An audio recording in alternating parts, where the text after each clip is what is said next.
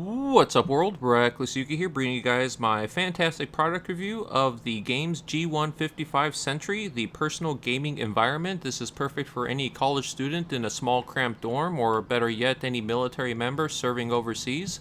And also for any of you business professionals that enjoy gaming on the go, and if your job requires you to go to far away places away from your home, then this is a perfect solution for you. It comes with a 15.5-inch LED monitor, two accessory bags, an HDMI cable, and a power cord for the monitor itself, all enclosed in a nice hard plastic shell that is very sturdy. The HDMI cable included is a very nice one. It's very short, about 6 inches in length. It has the high-speed rating and is gold plated. It is absolutely perfect for this application. The two accessory bags are very nice. They are padded and velcroed into place, so once they're full, the contents won't be bouncing around and possibly damaging themselves or the monitor or console that you're containing within the plastic case. The foam base pad is very nice with indentations to securely fit your console. One side will be for the original Xbox 360, while the other side will perfectly fit the Xbox 360 Slim or the PlayStation 3 Slim. The two straps used to secure the console are secured by Velcro, and they have two rubberized pads on each strap to ensure that the straps won't do any sort of wear and tear on the console's finish, as well as help provide extra security to prevent it from sliding around. Now with the console of your choosing securely strapped into the Sentry, you won't have to worry about things such as overheating, because with the accessory bags unfilled, and as well as the position of the straps themselves will not be blocking the intake or exhaust ports for ventilation, so that you won't have to worry about them being blocked, so you'll still maintain maximum airflow and efficiency. When out and about with your Sentry, you're going to need to be conscious of requiring two outlets, one for your monitor and one for your console, unless if you want to also include carrying a power strip. But as you see, this is the basic setup as far as it fully set up and able to play, so it takes up a very minimal amount of room, and it's easy to pack up and go once you're done gaming. Underneath the monitor, you'll find a power button, the volume and brightness control buttons, as well as the menu button, the HDMI port, two 3.5mm headphone jacks for you and a friend to play, a power supply port, as well as an infrared sensor for remote control that is sold separately, and the two stereo speakers, which sound pretty decent, especially for a small portable gaming machine. I have to say that they don't sound too bad. Now we'll be going over the performance of the monitor, and please excuse the gameplay because it definitely was not my best. I was more concerned with the camera having the best angle to show you guys exactly what you'll be seeing if you decide to purchase this and play it at home. So I was at a disadvantage of being farther behind and at a weird angle. So as far as the pros of this monitor, I have to say that it is a very beautiful screen for being such a small 15.5 inches. And I think 720p definition is more than enough to give you this beautiful picture. And if you're very curious as far as the latency performance of this, I did a latency test, which the link is in the description below.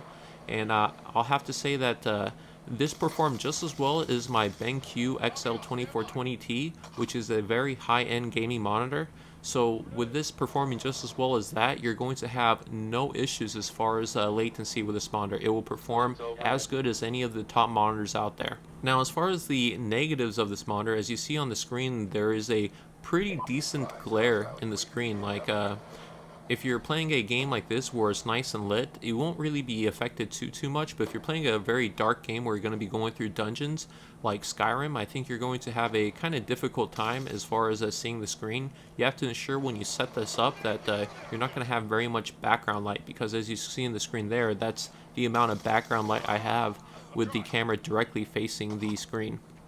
Now another negative for the screen would have to be the size. I think 15.5 inches is just too small for any sort of competitive gameplay.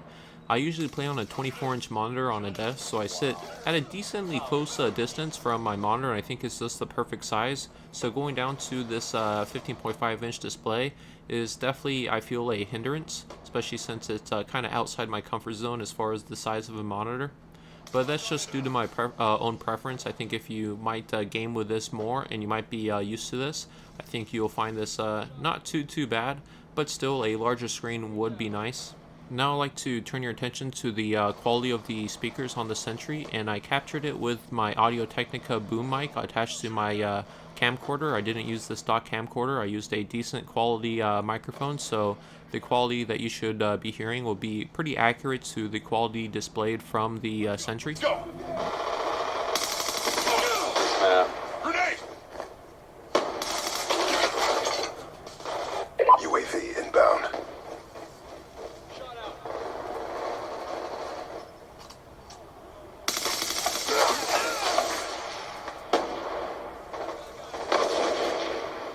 Now, as you just witnessed, the audio quality coming from the speakers on the Sentry isn't too bad. I have to say, if you're used to playing with the speakers on a TV, you're not going to notice any sort of a real difference.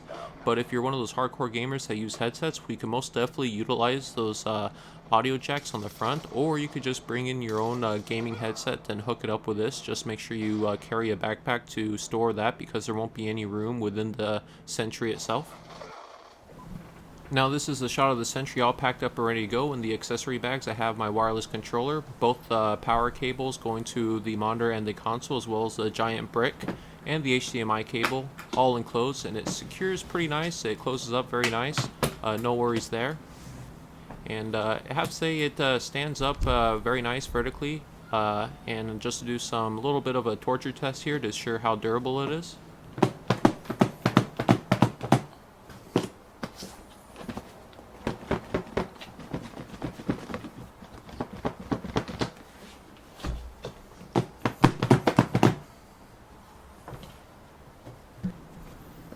The case is very nice, very durable. I have to say I didn't have any sort of insecurities if I was to carry this around an airport or have it handled by other people doing any sort of visual inspection of the case.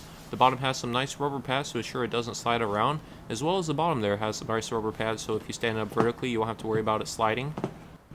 The latches have the ability to place a lock inside to ensure that no one's going to get in there that you don't want to get in there, at least not easily. And you see the little hooks there for the shoulder straps to easily carry it around. But the handle is pretty decent, nice quality handle there, so if you don't have a shoulder strap, no worries. You original PS3 guys are probably wondering, what about us? Well, the box does not advertise any sort of compatibility with the original PS3, and demonstrating it, I'll try and put the original PS3 onto the phone base station on the PS Slim side, and you'll notice that the straps come up short and won't actually secure the console in there, and I would not try and recommend just leaving it like that, because your console might bounce around and actually crack your monitor there, so then that'll pretty much render this useless. But don't really worry about it, because you guys aren't out of luck. What you'll be able to do is take out the phone base station and just kind of store it somewhere in case if you ever upgrade to a newer PS3 or maybe an Xbox, then you'll be able to use that base station with one of those. But in the meantime, just take out that phone base station and then put the PlayStation 3 in there without it, and it's going to stay there just fine. Just like kind of wiggle around and make sure that it is secured on the bottom, at the very bottom.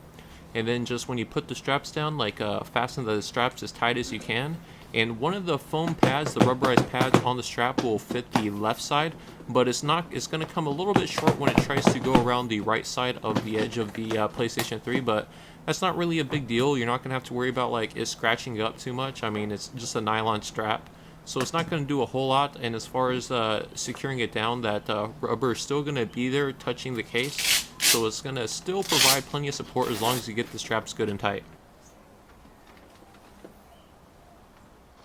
Now, the final question you guys might be wondering is it worth it? Is $250 worth having this sort of a portable gaming device or gaming platform?